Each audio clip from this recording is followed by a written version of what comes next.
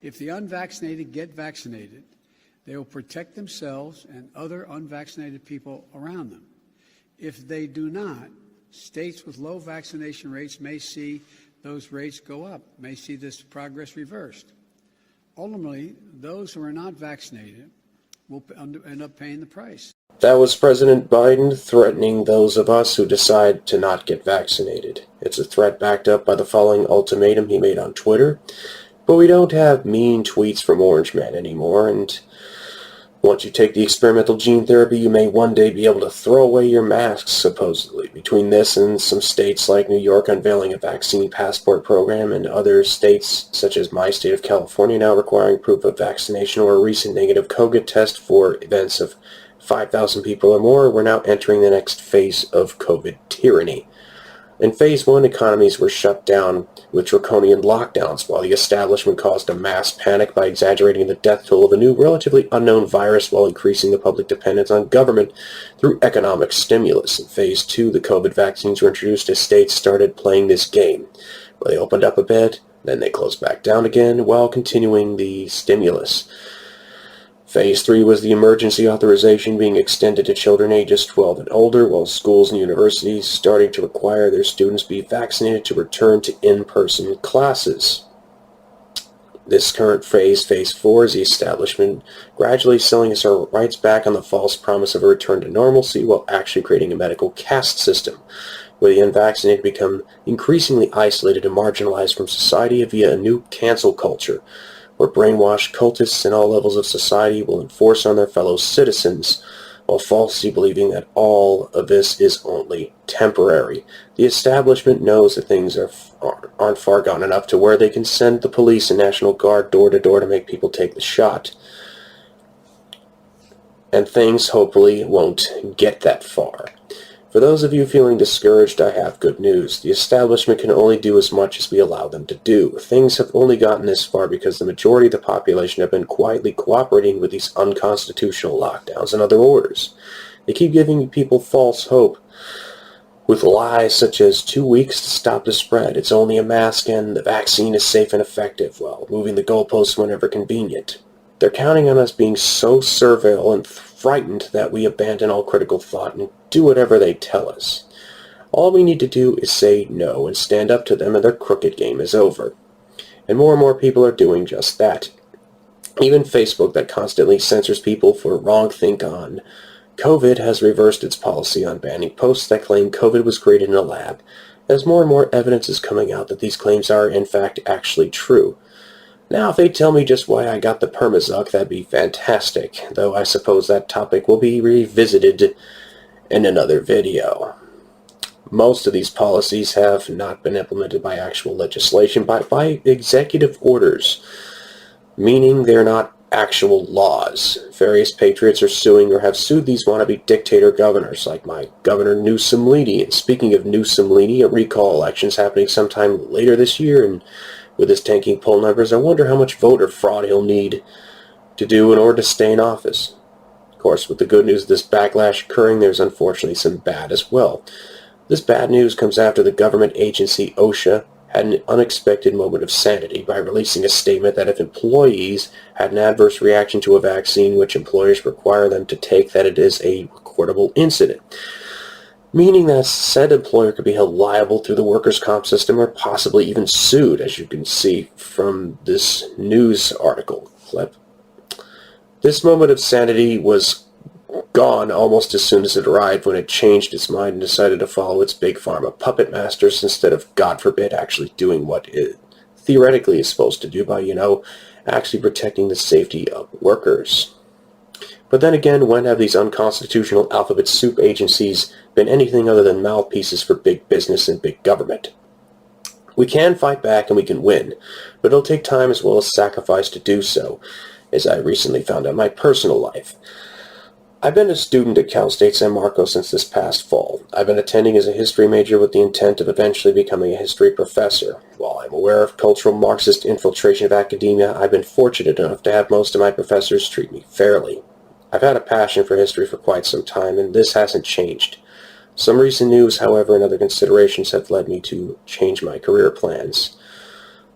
This news is that the Cal State and UC public university systems of California have announced back in April that starting this coming fall semester, when full FDA approval occurs, they'll require our students and staff to get the COVID shot to attend in-person classes or access on-campus resources such as the library. It's entirely possible I may be able to skirt by and get my BA degree without being forced to get the shot, or if they do make me take the shot, I'm allowed to file for a religious or medical exemption for the time being, as this vaccine policy does allow for that. But there are no guarantees, and in the worst case scenario, I may have no choice but to sue them.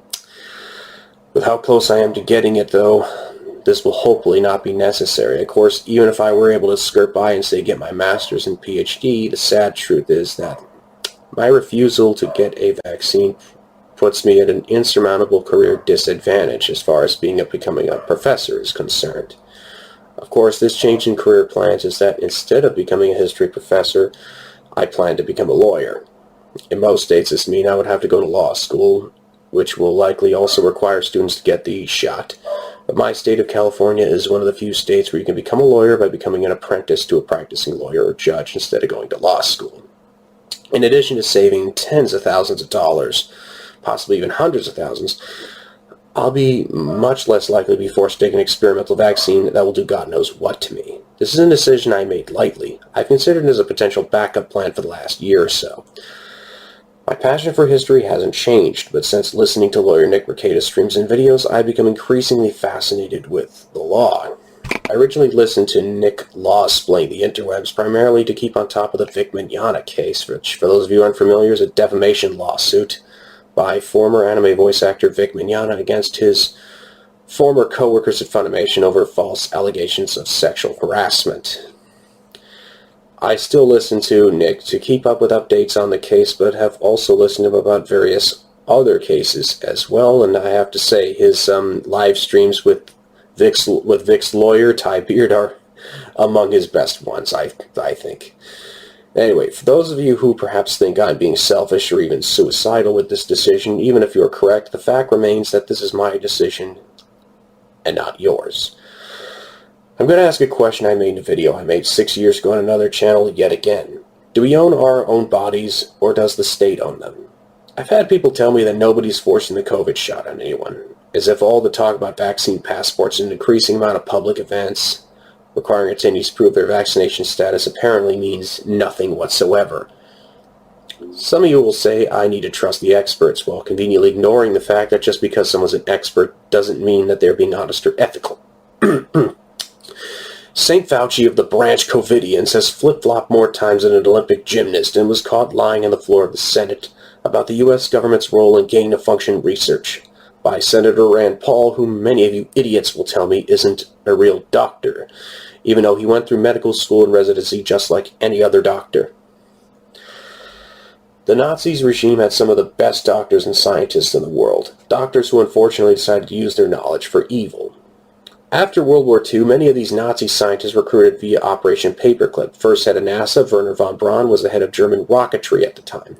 If the Axis powers won World War II instead, then Germany would have been the first world power to send someone to the moon. But that stuff doesn't happen here, right? Well, sorry to disappoint you, but you may want to Google the Tuskegee syphilis study, aka Tuskegee experiment, which was a U.S. government experiment where black men were deliberately infected with syphilis without their knowledge or consent under the false promise of getting free health care. For those of you who think that cooperating with this totalitarian nightmare will bring us back to normal, have you been completely ignoring all the propaganda in the mainstream media about there being a new normal, supposedly? Even putting that aside, can you honestly name one time where the government expanded its powers during a crisis and then voluntarily gave up those powers once said crisis was over? After 9/11, the government expanded its powers the furthest it has since the Pearl Harbor attack, yet despite the fact that the people are for the most part no longer pissing themselves in fear from boogeymen in caves, none of these measures like the Patriot Act have been repealed or even curtailed in the slightest. If anything, though the target of the fear-mongering may have changed, it's been dialed up to 11. Fear is the most powerful weapon in a tyrant's arsenal and will continue to be used until we tell these criminals to take their supposed new normal and shove it up their lying asses. Today it might be you can't go to concerts, sporting events, or travel unless you get the shot. But unless we say no, and soon tomorrow, it could be you can't have a job or even go to the store without getting the shot. The elites are trying to implement a new, ugly form of medical apartheid that could make even the Chinese communist social credit system look free by comparison. I didn't take the shot, have no plans to take the shot, and those of you who want to use government coercion to compel me to take it can go fuck yourselves. As I said earlier in this video, I'm going to become a lawyer, and once I do, one of my main goals will be to overturn Jacobson versus Massachusetts, which set the legal precedent for states forcibly vaccinating their citizens, and the 1986 National Childhood Vaccine Injury Act, which grants vaccine companies almost complete immunity from liability that no other medication has. Before I end this video, if you're watching this on YouTube, just in case this video or this channel get pulled, I have links to my Odyssey and Rumble accounts in the description. Now, there may be risks to me taking this stance, but the risks of staying silent far exceed the risks of speaking out. The nurses who are suing their employer over a COVID shot mandate, though they're being persecuted now, will be vindicated in the near future. The judge may have dismissed their case, but an appeal will come in soon. Of course, even if they lose, someone else will eventually achieve justice. The power of saying no is often the first step to fighting tyranny.